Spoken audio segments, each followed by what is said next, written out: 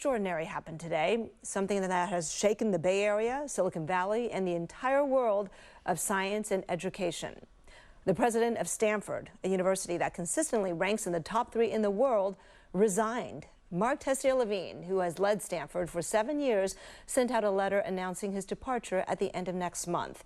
It comes after months of explosive reporting by an 18-year-old student journalist who spent his freshman year digging into accusations that the president of his university supervised falsified research and allowed it to be published. Joining us live now, Stanford sophomore-to-be and investigations editor of the student newspaper, the Stanford Daily, Theo Baker. Theo, thanks so much for joining us. Thanks so much for having me. I'm sure it's a really busy day for you today because Tessier-Levine's resignation really caps a stunning set of events that you put into motion last November when you wrote the first article about potential missteps in the work done by his lab before he came to Stanford. What were those allegations?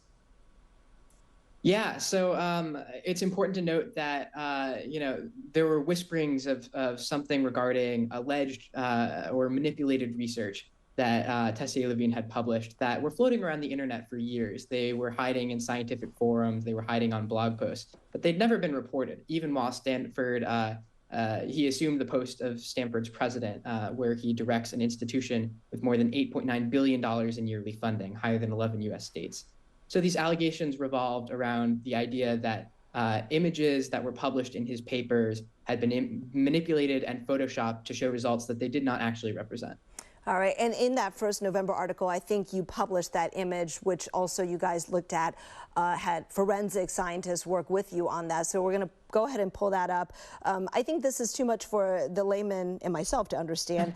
But bottom line, I think what you were able to glean from talking to lots of scientists is that this data was not correct when it was submitted to publications, right? And that somebody at the top of the lab, whose name is on the lab, should have noticed. Is that what they said?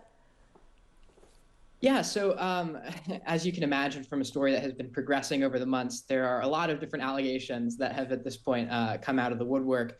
The original story focused on a number of different errors, like the one that you can see on your screen here. That is what forensic image analysts call a type 1 duplication, where the same blot is literally just replicated and put in another space. Some of the manipulations are a lot more tricky to spot. Little bits and pieces are spliced together to make it look like there are different results.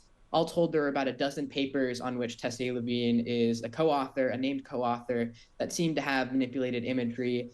For 5 of those, he's the principal author, and he's now agreed, as a result of this report that also led to him stepping down, to retract or issue lengthy corrections to all of these very widely cited papers.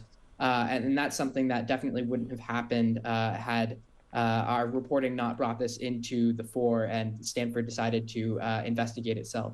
I want to ask you what Stanford's reaction was initially, because you published dozens of articles on this subject, and it sounds like that there was some prodding before they put together this board to kind of lead the investigation and then eventually hire an outside firm. All those things were not a given from the start, right? Yeah, nothing about this was a given. Certainly I might not have expected it to play out the way that it did. One thing that we still remain shocked at is that the university did open an investigation within a day, which was rather remarkable. That's not something Stanford has a real history of doing. That investigation obviously was sort of fraught with its own issues. We revealed that one of the people they appointed to investigate him had an $18 million investment in his company.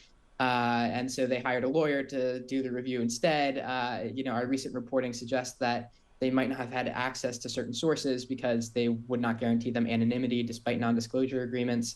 So that in and of itself has been a big part of the story, is Stanford's reaction to this and how, they have decided to dig into the research of, the top person at one of America's most premier research institutions. So finally, that outside law firm, they released their findings 2 days ago. And what was the ultimate conclusion? Yeah, so the report just came out publicly this morning, and it was somewhat remarkable for us to read. It concluded that Tessier-Levine had inculcated a culture across 2 decades and 3 different institutions where he rewarded the winners and he punished the losers. and that resulted in a number of manipulated research data to be published in his name. Now, the report did not conclude that he directly manipulated things, but it did conclude that for 2 decades, he failed to correct the scientific record despite being made aware of allegations a number of different times.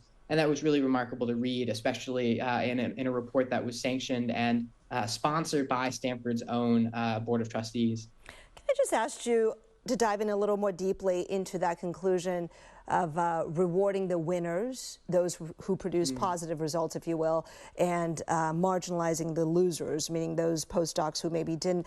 Do you think that culture is bigger than one man? Oh, without a doubt. And that's actually, I mean, I think if we're talking about this story as something that can be taken to, you know, mean things that are greater than any one individual man, I really hope that this is a big part of that conversation. Scientific integrity, who takes responsibility for errors, who, you know, is pushing people or not necessarily providing the safeguards to prevent things like this happening. There are a lot of senior researchers in science who put their names on papers they didn't write, they didn't research, and they really didn't have all that much to do with. And, you know, they take credit for it when it is convenient for them. And if errors arise, sometimes they try to disclaim those.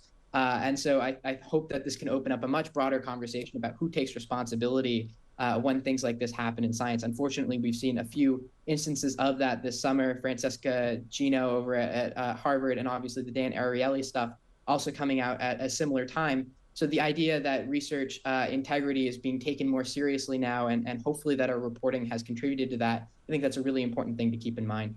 And we want to be fair. Tessier Levine's letter, we want to show part of it today that he sent to the Stanford community. He says the panel did not find that I engaged in research misconduct regarding the 12 papers reviewed, nor did it find I had knowledge of or was reckless regarding research misconduct in my lab. The panel's report identifies some areas where I should have done better, and I accept the report's conclusions, again, mirroring that maybe closer supervision would have been warranted.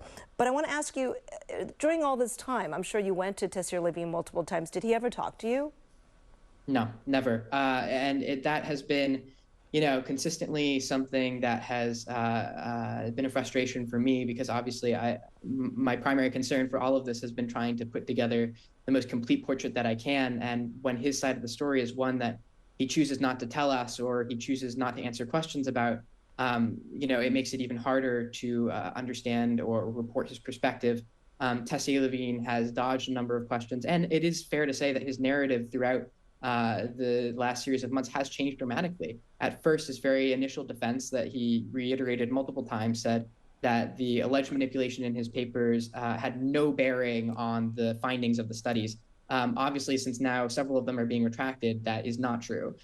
He also had claimed a number of things that have since been somewhat walked back.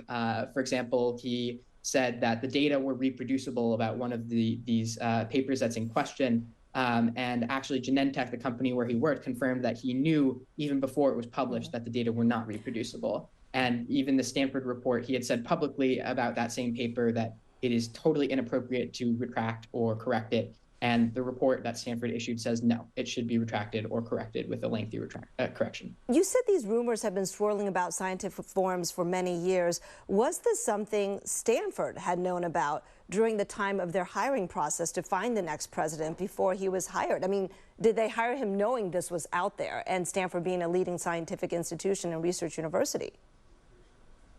Yeah, I mean, my understanding of this boils down to the fact that this is not the sort of thing that a vetting committee is sort of normally looking at. You know, as far as we know, Tessier Levine has never killed anyone or sexually assaulted someone or evaded taxes, which are sort of the things that you're most obviously looking for when you're vetting someone for an executive position. Research misconduct is something that is often shrouded in mystery. It is a conversation that really needs to be brought to the fore more, because there's a lot that I think people who are in my position a year ago did not necessarily have context to understand. And my understanding is that I do not believe that a number of these issues had been raised with Stanford at the time that he was selected, despite the fact that several of them had been raised publicly in places that if you knew where to look, you could find. I wonder what kind of reactions, messages you might be getting from your Stanford friends or professors or the rest of the Stanford community today. Yeah, look, I'm exceedingly lucky. The only reason I'm able to do this is because I've had people who are willing to stand behind me. I've had a fantastic team at the Stanford Daily. That's our independent student newspaper celebrating its 50th anniversary of independence this year. And I've also been so lucky that a community of professional journalists have stood behind us and supported us. We were the first student organization ever to be given a Polk Award, and that absolutely blew all of our minds, I think. The idea that people have been willing to go out on a limb and stand behind us when we are in a really vulnerable position doing this reporting. You know, we're reporting on a guy who ultimately has control over all of us. So the fact that we've had people standing by us the whole time who are now also, you know, recognizing that a lot of our reporting has been, you know, verified by Stanford's own committee, it really means the world to me and to our entire team. You mentioned the Journalism Award, the Polk Award. I just want folks to know, our viewers may not know this if they're not in the business, that is a very prestigious award. And at 18, you are the youngest ever to get that honor. And, you know, I don't know if this is all sunken in or what your plans are for the future, but are you going to journalism? God, I don't know. I think I have to pick a major first. Stanford doesn't even have a journalism major. No, I don't. It's I've been, I guess, a little distracted. But you know, it has been, you know, sort of quite a strange year. A year ago, I had not stepped foot in a Stanford classroom ever. You know, I had yet to pick my first classes, yet to learn where I was going to live in a dorm. Certainly had yet to come across a number of the scientific things that I would end up investigating.